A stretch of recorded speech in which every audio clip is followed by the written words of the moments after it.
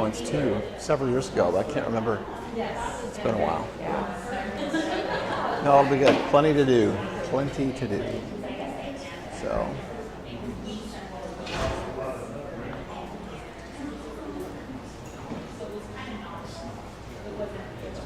Am I on?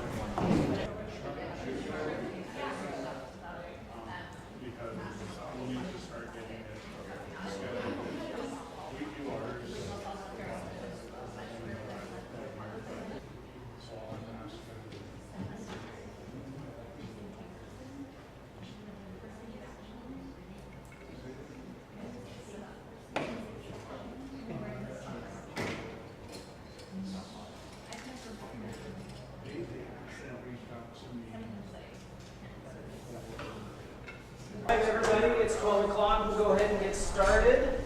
Thank you all for being here. What do we think of the new location? Good? Everyone like that? What do we think of the food? How's that? Actual award-winning food. Nice, nice. Very good. We'll go and do our regular introductions here. Let's get to know everyone. We're all in the same community. We're all a part of the safety community. We're here to help each other out. Let's get to know each other. Let's try something new today. Let's go ahead and do an introduction. Who are you? Who do you work for? Let's celebrate wins as a group. If you've done something, if you've been able to accomplish something in the last week, go ahead and say that out loud. Let all of us be able to victories. So, James, you picked the up front seat, so please go ahead and kick us off. I'm James Bolsdale. I'm a safety consultant with SAIF Corporation, and I'm also communications chair for ASSP. And I was on vacation last week. So. That is worth celebrating. You got a chance to get away. Perfect. Hi, I'm Heather Ashwell. I'm the safety and risk manager for the city of Central Point. I am the vice chair, what's it? Vice president. Vice president of the Southern Oregon Chapter. And my win would be I finalized our training plan for the fiscal year a few days ago, so we're big. Nice. Thank you. My name is Matt Rogers, City of Medford, Health and Safety Manager, and I would take and say a win would be going through and putting together some data points to where we go through and track and trend to where we can continue to be successful and look at things in the future. Nice. Huge win. Good, good. All right. Let's get back here. But I'm Pineda, I'm an ergonomist, and we finished updating our organization packet for the network campus. Nice. Perfect. Yes. All right. Cody Bass, and I was through all of our factors, so that's a pretty big step for them. Awesome. All right. Andrew Mead from Medford Water. I work at the treatment plant. This week we had to get inside of a chemical tank to do some work, so it's confined space, atmosphere, but we got in there, we did it without an injury, everything went smooth, so that was a pretty big accomplishment. That's a huge win right there. What was your name again? What's that? What was your name again? Andrew? Andrew. Okay. And what was your name too? Mine? No, her right in front. I missed her name. Okay. Your name? Coral. Coral? Yeah, Okay. Awesome. Hi, I'm Jamie Hawkinson. I'm the HR manager at Medford Water. I used to also do a lot of safety, and I was on the ASSP board for many years. And last week we started a new safety award, which we're going to go pick up today for our drivers, because they're Class A CDL drivers.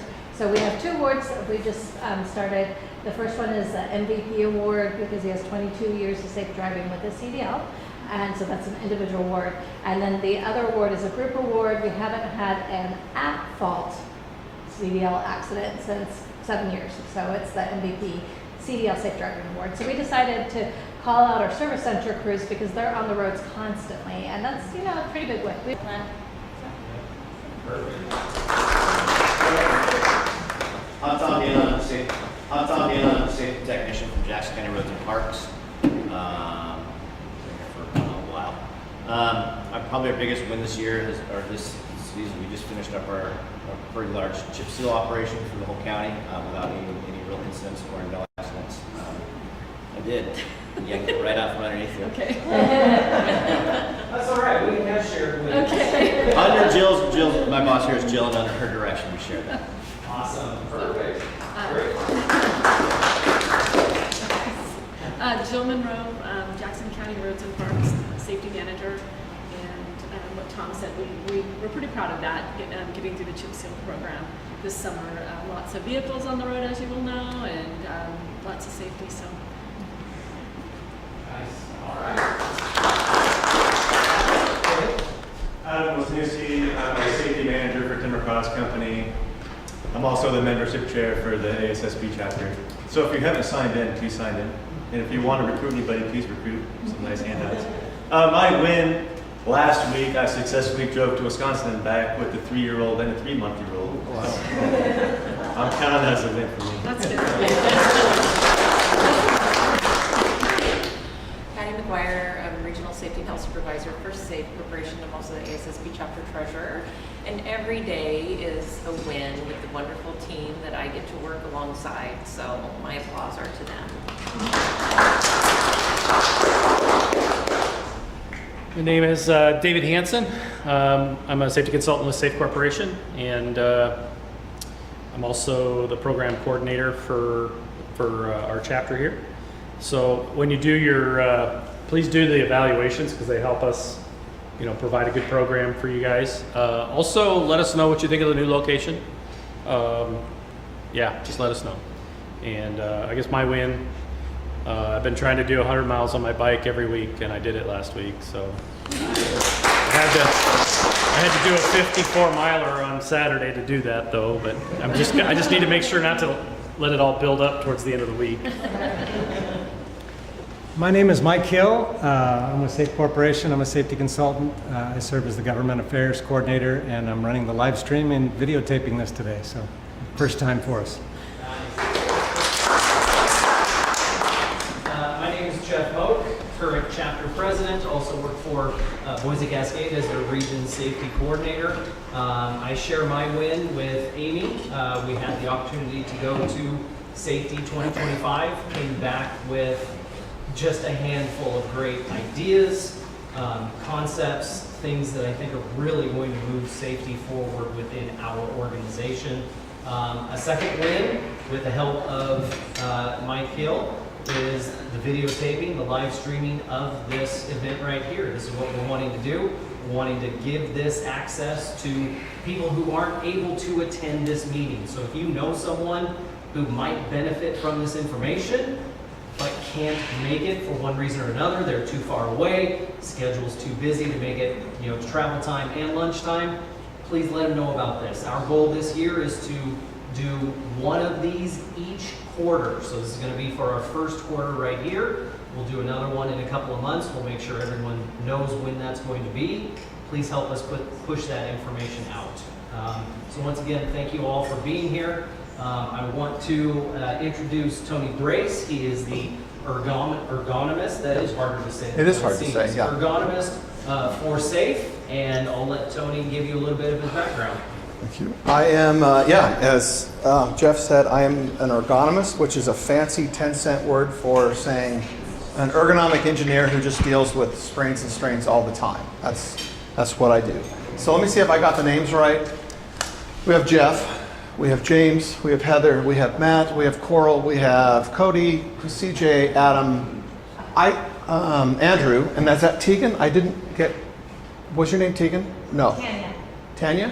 Tanya. Tanya, okay, I missed that one. We have Amy, we have Tom, we have Jill, we have Patty, and of course we have Michael and David. Did I do okay? I only missed one. So, wow. I didn't know if I could do that. Sometimes I've fallen flat and it's always embarrassing. So, I'm an ergonomist for SAIF. I am the subject matter expert for all things ergonomic. I originally got my start at SAIF way back in the day. Long time ago as a consultant. I did the same thing that Michael and David do. And I got my degree in ergonomics, and then I left SAIF. I went to work for some company. I went to work for Intel, Boeing, Whirlpool, a bunch of big companies like that. In 2019, I was working at Boeing, and I got a phone call from one of our consultants that I stay in touch with. Hey, we're hiring an ergonomist. Finally, you should apply. Well, I did, and here I am. So, loving it, loving it. I see the state. By the way, I mean, if you're insured with SAIF, my services are free, so you can talk to your consultants, and you know, if you have an ergonomic issue that you're really kind of having a hard time with, you know, we're available if need be. If they can't solve it, you can call me and I'll try and solve it, or maybe I won't solve it. I don't know.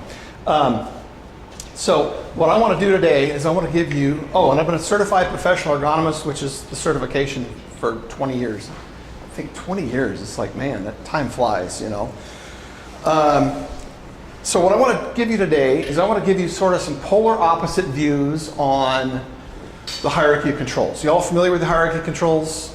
Engineering controls, administrative work practice. I'm going to talk about work practice a little bit, and I'm going to talk about engineering controls. So I sort of put two presentations together for this one, so this will be kind of a hybrid from what I normally do, but this is good.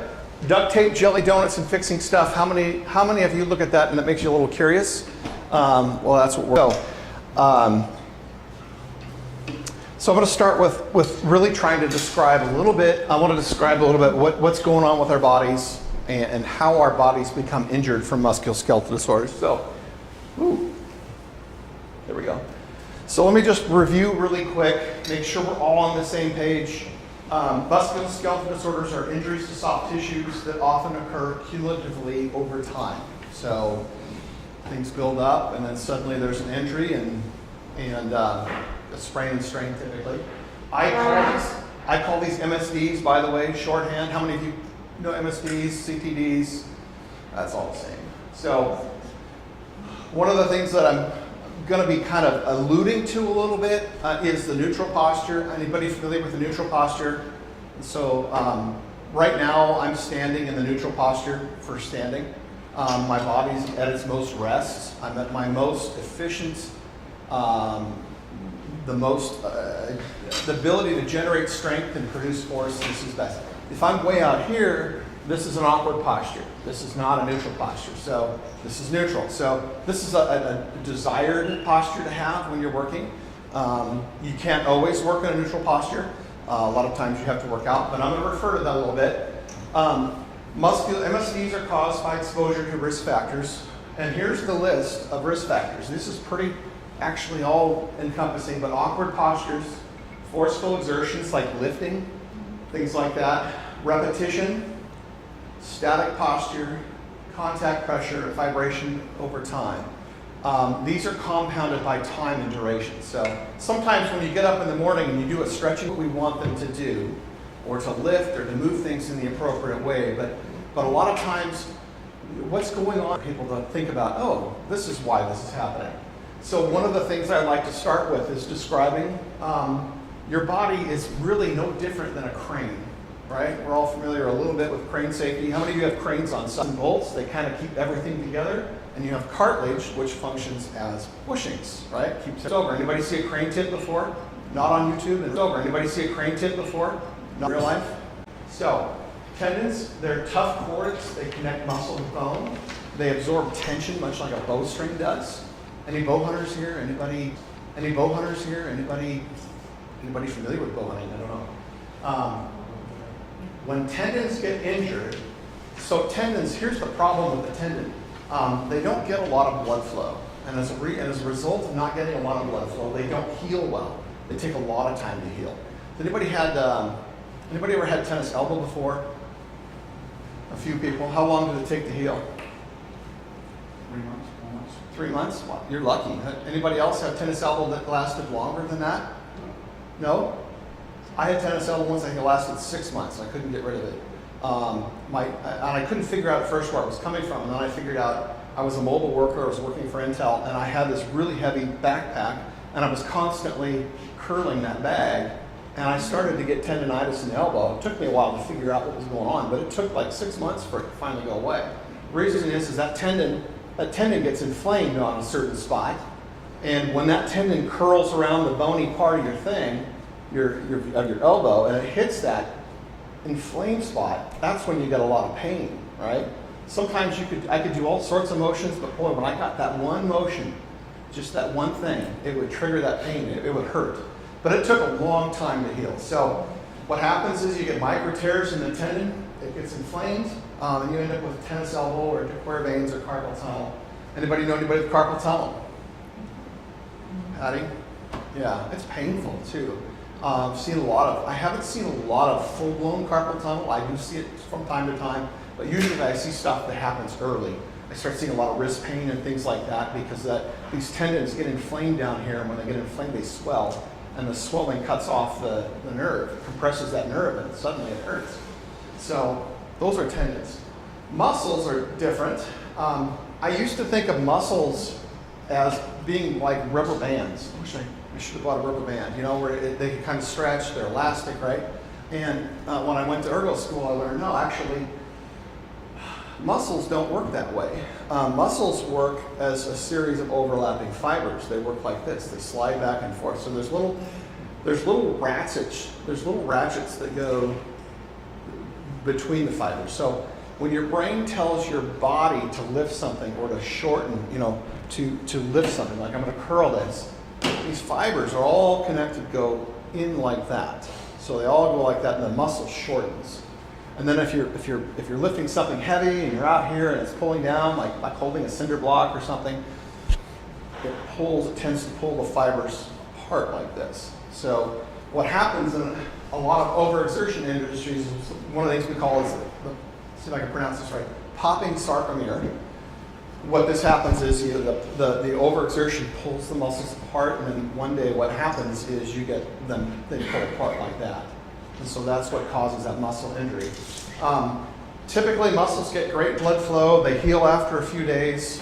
Sometimes you feel sore like you went to a gym, but they're pretty good at healing just because they get nutrients. So now the vertebra, this is really great. SAIF gave us a spine. I didn't have one before. So there's different regions, and you can kind of see in between the vertebra are the discs, right? These discs are soft. They're full of jelly, like a jelly-like substance.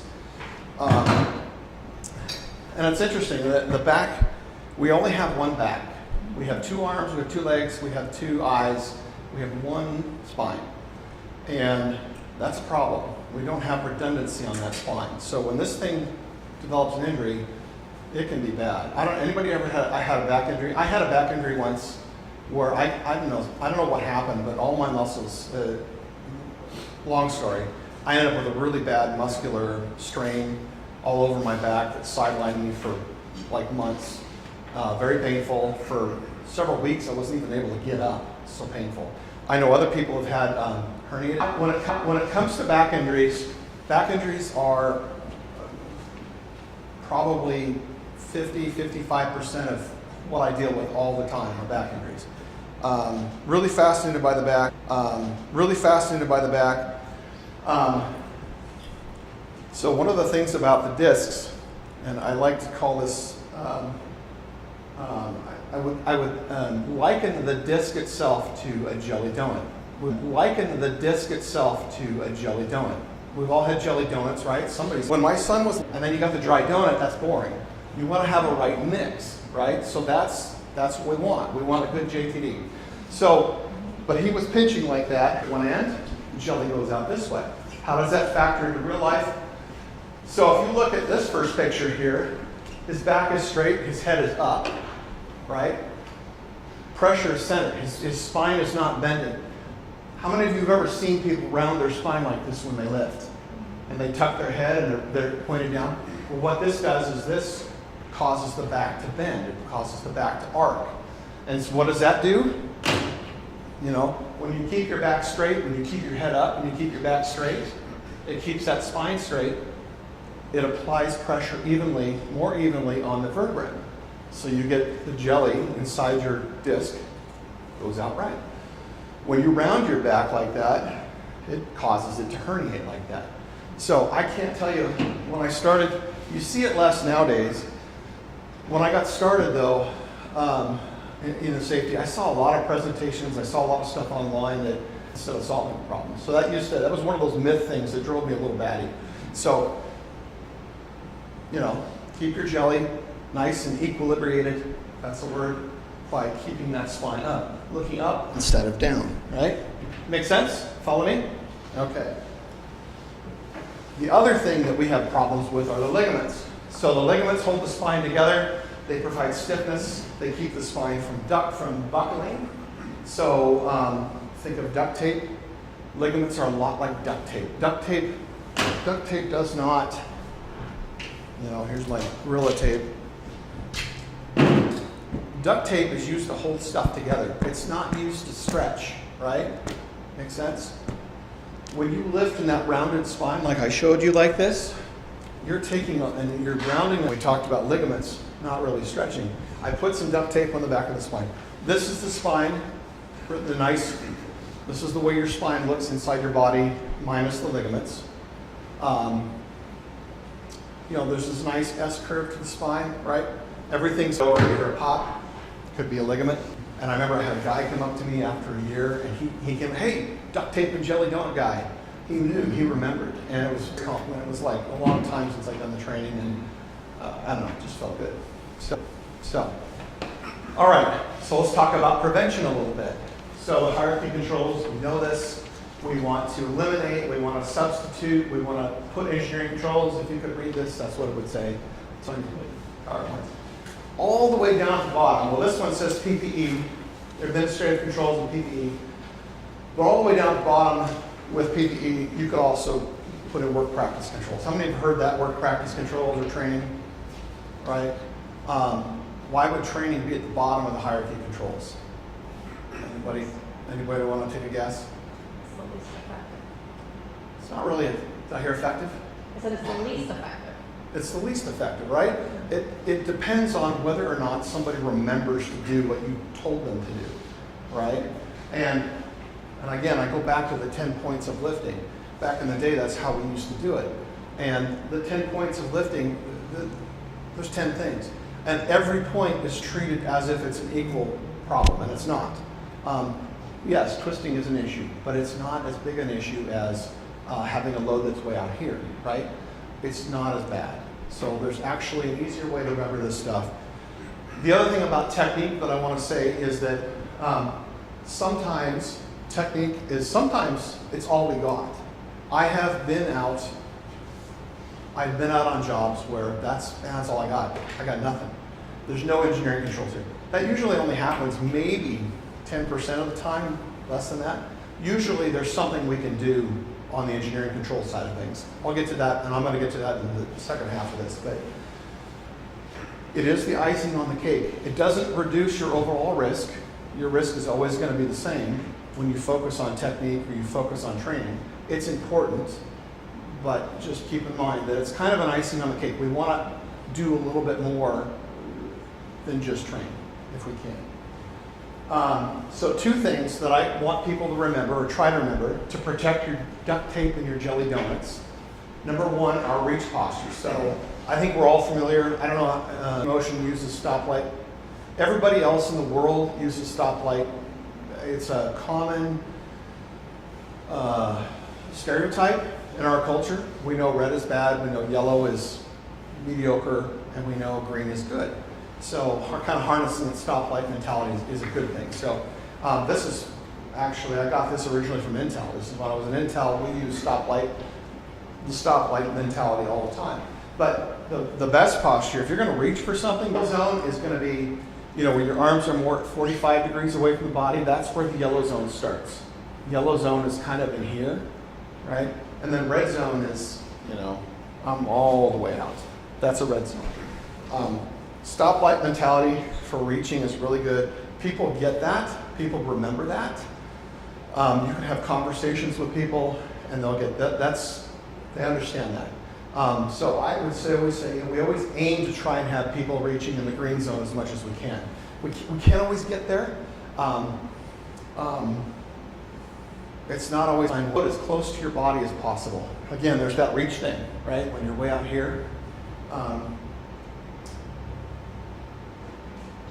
Think about your load close to your body too. Normally, I have another slide on here that talks about anybody remember when you were a kid have a teeter-totter? You have playgrounds? Remember the teeter-totters, and you'd get on one end and someone would be on the other end, and then You go up, you know, it's the distance from the lever arm that creates the problem. So the further out you reach, the more strain you're putting on your back and your muscles, putting a lot. So, and then the other one is to keep the load as light as possible. So people ask me all the time, what's a good lifting limit?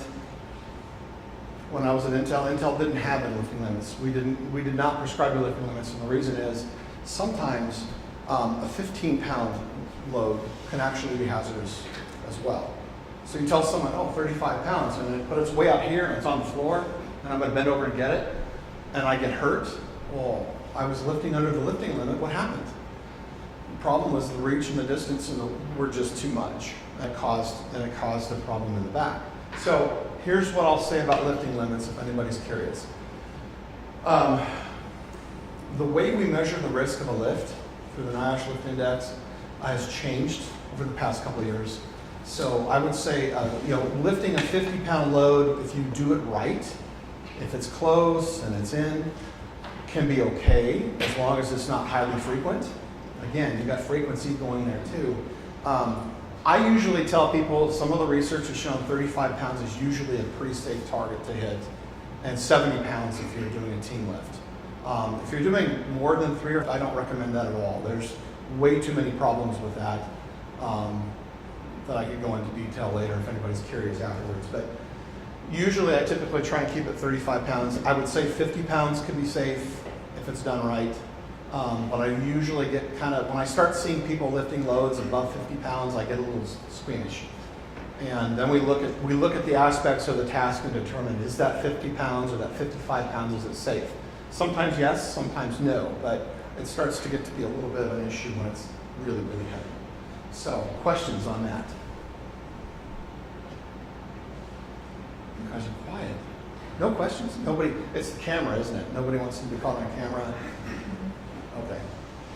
Well, that's good. Okay. All right. What are the 2 things I want you to remember? Duct tape and jelly donuts. Duct tape and jelly donuts. I got a question for you. Yes. So what would you Andrew. say is the trend with, like, when you see a lifting injury, you have to pick your number one scenario. There's fixes for that, for loading pallets, if you do it right. I would say, yeah, I tend to see those more industrial. I don't know, it kind of runs the range all over the place. Okay, but that's a common one you see is loading, unloading. I would say sometimes loading product. I think where well, take that back. I think where I see the worst ones are like people loading bags, heavy 50-pound bags of material, and say like pouring it into a hopper. That can be pretty bad. Okay. And especially if it's done frequently. Yeah, the bags shift weight. They're kind of amorphous. They're not hard. They're harder to get a grip on, and you're pouring it out. There's dust. There's sometimes you got to hold it, and the reach is a little bit out here. Yeah. So I see a lot like breweries. Sometimes I see those industries happening in those places like that. Okay. So, but it really runs the range. It depends. So sometimes it's kind of frustrating because I'll go out and look at a job and I'll look at a lifting task and I'll go, that looks bad. That's going to be bad. And then I go back and I crunch the numbers because there's tools that help us determine what's a safe level or not. And I crunch the numbers and actually that's not too bad. That's okay. And then there are times I go look at something and I go, oh, that's not a problem. Piece of cake. And then I go back and I crunch the numbers and I'm going, oh my gosh, this is terrible. This is bad. And so sometimes it depends. So, good question. Anybody else? All right. So fixing stuff. Let's talk really quick about fixing stuff. Let's go to the other end. Right? We've talked about technique, and I gave you the 3 things. Right? Keep the chin up, keep the load close, keep it light. Duct tape and jelly donuts. I'd love it if you could remember that. So, but let's talk about fixing stuff. On the other end, right? We have an ergonomic problem that needs to be fixed. What are some of the problems with that? So I want to talk about roadblocks to ergonomic solutions, how to sell it, how to develop it, and how to test your ideas. So roadblocks to solutions. So when I was at SAIF the first time, so I was at SAIF for like 4.5 years, way back in the 2000s. Just got my CPE minted. The ink was still dry. It was still wet on my certificate, and I was tripping and falling. I was going out to workplaces, just like, these guys do. And at the time I was a little cocky, and I remember, you just gotta do this. And I come up with these really whiz-bang cool solutions. Right? Just do this, implement this, you'll be good to go. I'd write my report, and then I'd leave, and I'd come back 3 months later, kind of expecting to see a red carpet, and your ideas were so great, and I come back, and so what happened with that? And I get responses that were sometimes a little hesitant. Well, they're thinking about it, or they haven't really decided, or and I kind of go, this is kind of a no-brainer. This idea would work perfectly, right? And I think one time where the truth really sunk in, I had a policyholder who was honest with me, and they told me, we tried it, it didn't work, it made problems worse.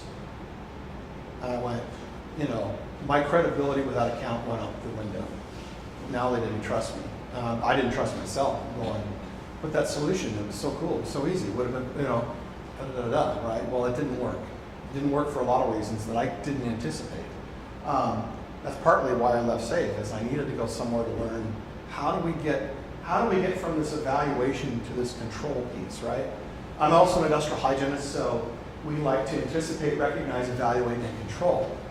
So it's really easy for us to go anticipate, recognize, and evaluate, like doing a noise survey. We'll hang a dosimeter on you, we'll measure noise levels, we evaluate, but it's that control piece that's really the hard part. That's where we gotta get our people. So if you work at a company and you wanna fix something ergonomically,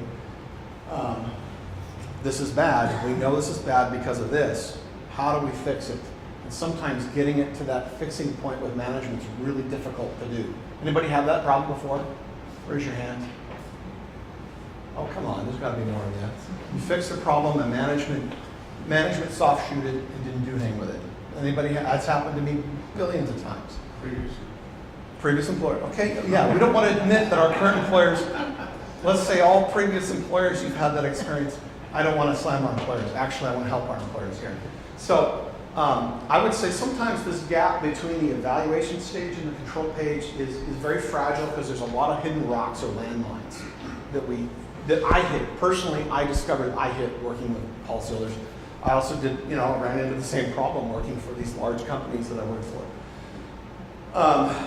So I'm going to talk to you a little bit about this roadblocks. Some of these roadblocks, now I've got like 4 other slides that go with this, so if I had time I'd go into it in a lot more detail because it's really interesting to me about these roadblocks. But one of the roadblocks that we run into are these decision-making biases that management or people involved in the decision have problems with. One is anchoring. So people get stuck on one thing and they can't see anything else other than that one. You bring a consultant like me in and I write a report and I do an evaluation, oh man, now it's a big deal, right? Because I'm the consultant guy coming in. So there's a little bit of this bias towards an outside person to come in and tell the same thing that you're telling them.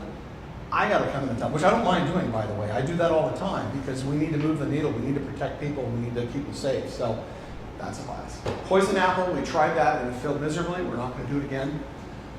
Whack-a-mole will create new problems. This is a big problem with ergonomic concerns that we need to evaluate. Are we creating something new? Did we solve a problem only to create 2 new problems? That happens frequently, by the way. Management concerns, is this going to work? Are employees going to use it? That's a big one. Cost concerns, financial costs, disruption costs, things like that. ROI, what's the ROI going to be on this? What are the effects, the productivity going to be? I put these in here. I have worked for a lot of different companies, and I'll tell you, occasionally we run into companies that are really difficult to deal with. You try and present an idea, you're trying to present the right thing to do, and you get some companies, they don't want to hear about it. They just don't want anything. Most of the companies that I think I deal with, I would say 90% of the companies I typically have dealt with or deal with, they want to do the right thing. They want to make the right decision. But one of the things I learned, especially working for the Fortune 500 companies, is they're balancing a lot of stuff, right? There's a lot of things on the manager's plate, not just safety, it's everything, right? How do we do this? How can we do this and make it better for our people, but at the same time, balance some of those other competing demands, HR, all those things. We don't want someone also doing something and then, spending money and then having it fail. That's another problem. So Those are concerns, and those are concerns that we need to address, and we need to figure out how we can sell our ideas or do our ideas in a way that minimizes our concerns with these things. Does that make sense? Anybody? Okay. So, solving problems. 4 things. Framing and risk assessment is number 1. So, I'm going to get to the other ones, but the framing is really important, I've discovered over my career. When I went to work for Intel, I went from SAIF to Intel. And I'm not slamming SAIF here, but when I worked at SAIF, and even today, and this is still true today, as an industrial hygienist and ergonomist, I have to write really long reports, right? How many of you have seen a SAIF industrial hygiene report before? It's quite long, right? It's quite dry. It's not something I would read as a bedtime story to my children, right? When I went to work for Intel, I was used to writing the SAIF way. So I would write, I'd go do an assessment in the factory. I would go back and I would write up this, 4 or 5 page document on the risk, right? Well, here's the problem, here's how we're gonna fix it, Very detailed, very thorough. That's what I'm used to. I like that. I tend to be verbose. I tend to talk a lot anyway, right? We safety people like to talk about safety stuff. We're nerds, right? My boss pulled me aside though after just a couple months in my one-on-one meeting with him, and this has so colored his advice. That meeting has so profoundly affected my career, because he said to me, he says, look, you're great, your reports are awesome, your work is great. He says, but your reports are just too doggone long. These are going to factory managers and people who are going to fix the problem. He says what they really want to know are these 4 things. What's the problem? How bad is the problem? What do I need to do about it? And what's it going to cost? Those are the 4 things. You can answer those 4 things. He says, write an email in your reports, 4 bullet points. And I did. I started doing it that way. I started getting results. Now, I'm with SAIF now. I still have to write the long reports sometimes for legal reasons, and I write the long reports, but I also write a companion summary in a PowerPoint where it's 1 or 2 slides, and I had great results. I could throw the slide up, manager would see it, there'd be the 4 points on there. This is the problem, this is how bad it is. This is an example of one of my assessments. This was a lifting task. So I outlined the process steps so that we all understand, we're all on the same page as to what's actually happening. Here's the problem. Here are the risk factors I'm seeing in these steps here. So here's your problem. Down there is how bad the problem is. So I've defined it. The nice thing here, I put that in there, it pops because it's color, right? That's the first thing that's going to draw their eye. I'm using a tool that is not my opinion. I'm using a tool that's semi-qualitative. Quantitative. Okay, well, I can't do this. But this is great. I can throw this up in a meeting, and managers, maybe you may be already doing this. If so, it's great. Just ignore this. But I just really encourage people to think about those 4 things. So when it comes to fixing problems, though, second step here, risk evaluation and guidelines. This is the NIOSH lift equation. How many of you have heard of the NIOSH lift equation before? So when you lift an object, you're not just lifting that object and it's done. It's not just one thing. There's like 12 different variables of a lift that we need to quantify. So we can quantify it, and this sugar bag, this bag that person was lifting in the prior video, they've got a high risk.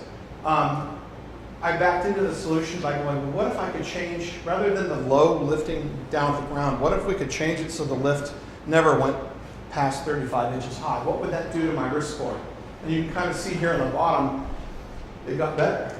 And then I said, well, rather than doing 4 lifts per minute, what would happen if I changed the variable to 2 lifts per minute? What would that do? And that got me to where I needed to be, which was low. So then I started thinking, well, how could we do that?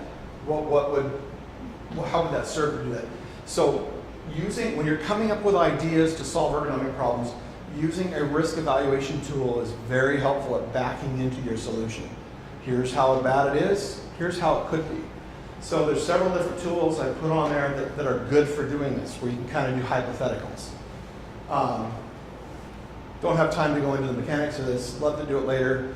You can talk to anyone if you were safe. You can talk to me.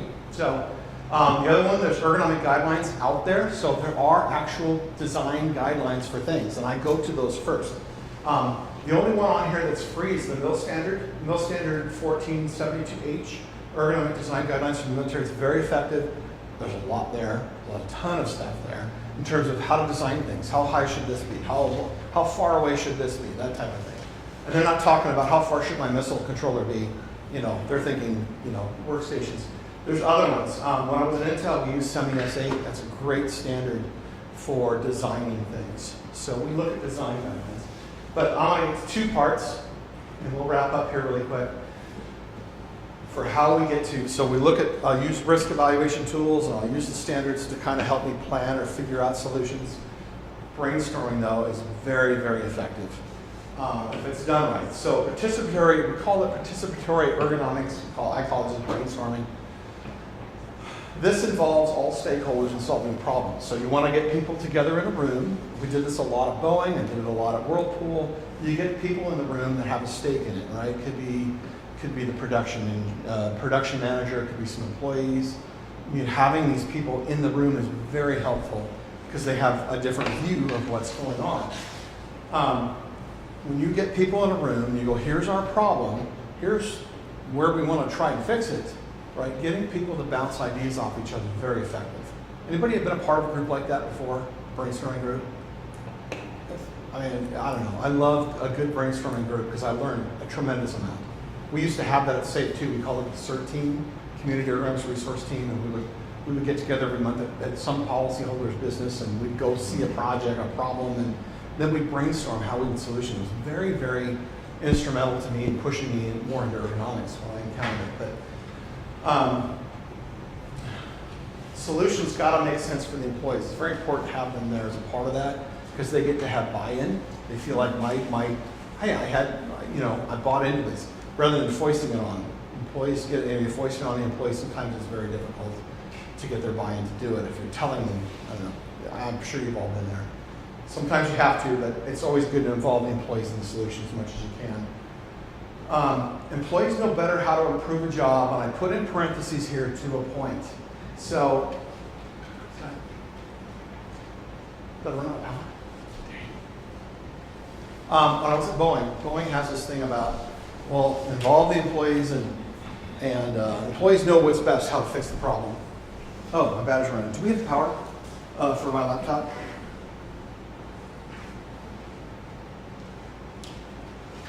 Thanks. Hopefully this won't blank out. So Boeing had this thing about, again, they say get employees involved with the brainstorming. That's very important. But remember, I was at Boeing, they says, well, they know better how to fix it. So you go ask the employees how you should fix it. And I would go out there, and one of the problems at Boeing was you had people who, that's the only job they've ever had. It's a family job. A lot of times you had 4 generations working at Boeing. And I agreed with that statement up until this point. And then what I ran into was the fact I'd ask them, well, what do you guys think we should do about this problem? And they were stymied. They didn't know what to do. If it didn't have a hoist with a fixture, that's all they understood. They just didn't have any, things were too homogenous in that environment. You didn't have a lot of cross-pollinization. You didn't have people from other disciplines showing up and offering opinions on everything. So that's why it's really important to get more people involved. But it did lead to something in this brainstorming. Let's see if is it going? No. Oh, all right. It did lead me to start thinking about a guided brainstorming tool. What would it look like if we did X? So I had a long commute, I had a lot of time to think when I was working in Gresham and Portland and the community of Salem every day. And I got to thinking about this problem with people. They couldn't think outside the box. Well, how do I get them to think outside the box? So I came up, in industrial hygiene, when we talk about controls, we look at it 3 ways. Control the issue at the source, control the issue along the pathway, or control the issue with the employee. Anybody familiar with those 3 concepts? That's what we look at for industrial hygiene. So I thought about, well, what if we did that in ergonomics? What would that look like? And I found that it doesn't work. It's not as simple as 3 things. There's actually 7 things, right? There's 7 things that we need to look at to control. How would we control this? So I designed a brainstorming tool that looked at, it's basically a checklist of things to think about. In 2000, so like you would come up with Well, on the process, well, what would it look like if I could change the order of steps? What would that look like? I had an account that did this. They put together police cars, and they used to get in the back of the police car and put the light bar and do all the attachments in the light bar. So they were in that car working on this thing in an awkward position for quite a while. Somebody had an idea, well, why don't we build the light bar on the bench outside, and then go in the car and bolt it down? 4 bolts, done. And that's what they did. They changed the order of steps, and it got rid of the ergonomic risk. It was great, but same thing there. You go through this checklist, and you go, well, what if I could substitute it? What would that look like? What if I move the steps to, what would that look like? Not, we're just open-ended questions of what would that look like, what would that do? In 2019, when COVID hit, a colleague of mine and we actually published this method in Professional Safety. And we have this on the SAIF website, on our ergonomics webpage, if you're curious to have that checklist. It's really great in groups. It's really great if you're by yourself, right? How would I do this? It helps trigger ideas about how would I think outside the box. Here's another example where we had the same thing where they were flipping this really heavy part, and they went through and looked at, well, how would I change the order steps, and how could I eliminate, and they did that. They followed that guidance, and it worked well. The other thing that we did is, after a while, I went to work a couple years ago with Washington State and Oregon, Washington State Labor and Industries and Oregon OSHA, and we collaborated on this thing called the BEST tool. The BEST tool is basically a shrunk down version of my checklist. But it's web-based. It's not an app that you download on your phone. It's just an app on your phone through the cloud, through the internet. And you can go through there and it'll ask you questions and do things like that. And it kind of helped trigger ideas of how I would fix things or do things. So the last part, and I'm going to wrap it up really quick, is rapid prototyping. How do you test your ideas? So remember I told you the idea that I gave this great idea and I walked away and I came back and this has not made it worse. One of the things I learned was this rapid prototyping. How to channel your inner kindergartner with cardboard and duct tape ideas and to mock stuff up. How many of you have seen Mythbusters? Anybody remember Mythbusters? Mythbusters, I think, was another instrumental thing for me to get into the discipline. One of the things I loved about Mythbusters, I still do, I watch the show, I'm a nerd, they would do stuff in the small scale. Well, let's test it up at small scale, see what we get before going to the big stuff. Well, this is what rapid prototyping is, and it's literally, at Honeywell, we had a place called Cardboard City, where we had a spot set up, we had lots of cardboard, we had lots of duct tape, we had some PVC pipe and things, and we would mock up our ideas and kind of test them out, just in the mock-ups. It was great because I would come in with this concept that was just bulletproof, and all of a sudden as I'm mocking up, oh man, there's like 3 or 4 things that aren't going to work. And so it would give me a chance to kind of modify those things and work around, and okay, finally after like the 4th or 5th iteration, I would find the sweet spot and go, this works in the small scale, boom. How this happened, really quick, do I got time? Do I got just a couple minutes? Okay. This is a rapid prototyping example I did. We had a customer come to us with these plans. They made high-end donuts, okay, really high-end donuts, like brioche donuts. So it's not batter, this is brioche, it's a dough. And one of the things that they would do is they would have a person for 4 or 5 hours in the morning, every morning, just cutting out donut shapes like this, right? And they would do thousands of these, right? How comfortable do you think this is after a while? Very uncomfortable, right? They had a brilliant idea, The consultant brought this idea to me and they said, well, what do you think? What they thought of was, well, what if we put the donut shapes, what if we had 25 different donut shapes on this thing? And we could kind of put it on the table and kind of roll it and cut all 25 shapes out at once. That would go from making 1 shape to 25 shapes in a matter of seconds, right? Great idea. The consultant came to me and says, what do you think of this idea? Which, by the way, the donut place, that was the policy of the donut place, they spent several $1,000s to have this drawing made and spec'd from a mechanical engineering firm. So they were committed. So they bring me that. I says, I don't know, that's a brilliant idea. I'm all for it, but let me test it out. So I went and I got some cardboard. I got a little bit of metal strip from Lowe's. I got these from Hobby Lobby, the empty cardboard tubes. Cut them up, sort of simulate, right? And then I started looking at the drawing, so I made it. And then I started thinking about it, wait a minute. I'm gonna hold it out here. Remember the teeter-totter thing? Remember I'm reaching way out here? Okay, well, how much is this thing gonna weigh? So then I looked at the specs. Well, because it's food grade, it has to be stainless steel. So then I went in and looked at stainless steel weight values and things for what they were looking to spec it for. This thing would have weighed 50 pounds. And they would have been doing this. The company was well on their way. They were gonna spend $6 grand to have one of these made.